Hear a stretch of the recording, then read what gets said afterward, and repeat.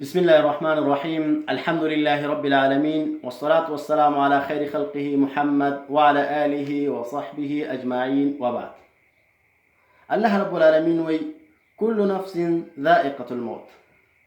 هر إنسان أو هر نفس دا د مرګ سکون کې دی. یو مخلوق هم د مرګ نه خلاصېدونکی نه دی. ورونه که موږ او تاسې په دنیا کې هر څومره ژوند تیر کړو، بیا هم د دنیا نه تلونکي. تاسې وګورئ د ټولو عالم نه، د ټولو مخلوقاتو نه افضل رسول الله صلی الله علیه وسلم چې کله د دنیا نه ځي، په دې وخت کې وایي چې د مرګ دپاره سختیانې دي. ان للموت سکرات، د مرګ دپاره سختیانې دي. دغه رنګې کله چې ابوبکر صدیق رضی الله عنه د دنیا نه ځي، په دې وخت کې عایشه رضی الله عنها ژاړي او ناسته ده ورته، او ځینې شعرونه یې ویلي. ابوبکر صدیق رضی الله عنه ورته وایي چې غوره د دې نه ویوه هغه دا چې الله رب العالمین وایي وجاءت سکرة الموت بالحق ذلك ما كنت منه تحید. د مرګ چې کومه سختي وه هغه په حقه سره راغله. د مرګ حالت په دغه انسان باندې راغی، او دا هغه څه و ای انسانه چې تا د دې نه په څنډه کېدلي، دې نه دې ځان ساته، دا دې نه خوښاوه، خو دا تا ته راغی. عمر رضی الله عنه چې کله وفات کېږي دنیا نه ځي، او حال دا چې عمر رضی الله عنه په لمانځه کې ولاړ و، هغه مجوسي راغی ابولؤلؤ او دی په خنجر باندې وواهه. چې کله د دنیا نه ځي نو خپل زوی ته وایي چې ویل لی ان لم یغفر لی، زما دپاره دی هلاکت وي که چېرته زما دپاره بخښنه ونه شي. او حال دا چې عمر رضی الله عنه ته رسول الله صلی الله علیه وسلم په دنیا کې د جنت زیری ورکړی و. تاسو سوچ وکړئ زموږ او ستاسې به څه حال وي، په څه حالت به د دنیا نه ځو. د دغې شیبې دپاره تیاری پکار دی. عثمان رضی الله عنه چې کله شهیدېږي د قرآن کریم تلاوت یې کوه.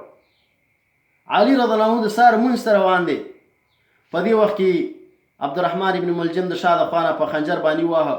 چې کله یې وواهه علي رضی الله عنه څه وایي؟ فزت ورب الکعبه، زما دی د کعبې په رب باندې قسم وي چې زه کامیاب شو.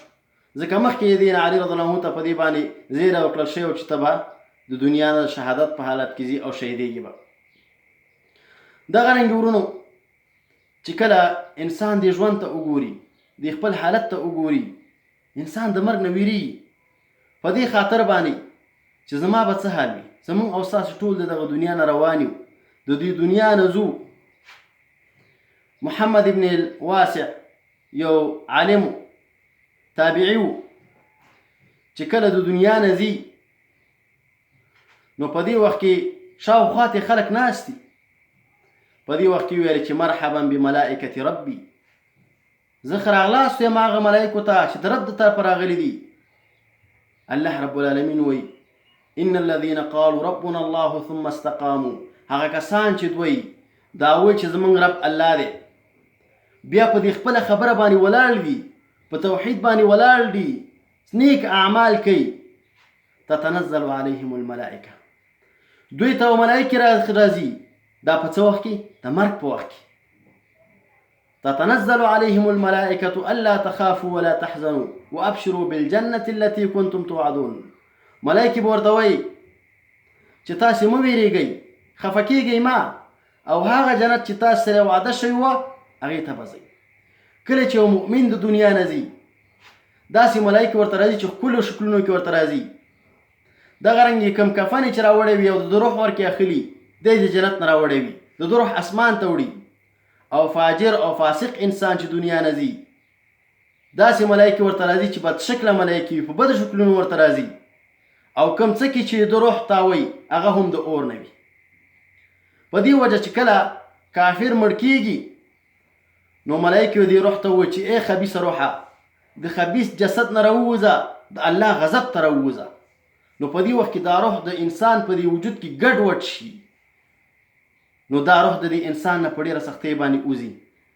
او کله چې مؤمن انسان وي، صالح انسان وي، نو ملایکې ورته وایي چې ای پاکه روحه، د پاک جسد نه د الله رب العالمین رضا ته راووځه. نو دا روح په اسانۍ د دغه انسان نه وځي. په دغه وخت کې انسان خوشحاله وي، ځکه د جنت زیری ورته په دغه وخت کې ورکړی شي، د الله رب العالمین ملاقات ورته محبوب شي. نورونو د دغه سات لپاره تیاری پکار دی. د دغه وخت دپاره تیاری پکار دی. نن دی که سبا دی، دا ژوند ختمېدونکی دی. موږ او تاسې ټول به قبر ته ښکته کېدونکي یو. الله رب العالمین به موږ او تاسې سره محاسبه کوي. نو موږ او تاسې باید دې ته متوجه اوسو چې زموږ اخره خاتمه به څه شی وي. که دنیا کې هر څومره ژوند وکړو بیا هم د دنیا نه ځو. نو الله رب العالمین دې موږ او تاسو د نیکو اعمالو توفیق راکړي. الله رب العالمین دې زموږ او ستاسې خاتمه ښه کړي. وآخر دعوانا ان الحمد لله رب العالمين.